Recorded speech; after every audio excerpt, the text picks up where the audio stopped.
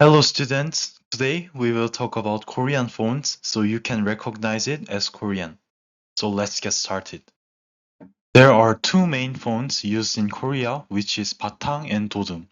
Both of the names were referring specific fonts, but now they just used as a common noun of serif and sans-serif. You can see the serifs are pointing upward to the left.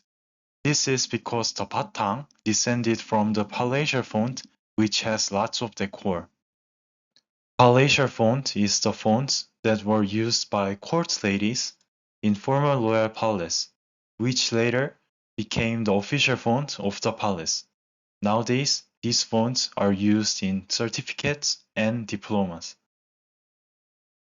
And back to the Batang and Todum, each of them is used more often in specific fields than the other. For Batang, you must see a lot of them in schools or language schools, because there was an old famous research that Batang is much helpful to students than non-serif fonts, which found completely untrue recently, but it's been so long to be used in education scene and it became a custom.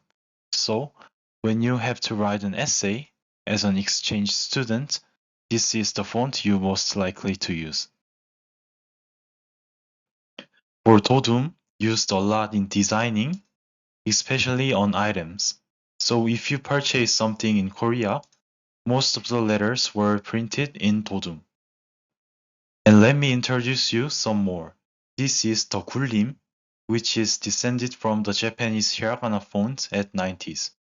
Since this font was the basic setting font on Windows for a long time, it is very familiar with most of the Koreans.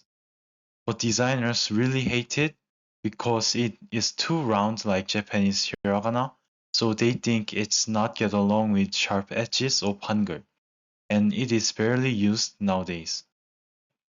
For the last, there are some fonts that mimics the 필기체 we learned about. They usually used foreign artwork. So, this is the last video about font and penmanship, and I hope you guys recognize written Korean better. For the next video, we will learn about an actual Korean grammar. So see you guys in the next video. 안녕.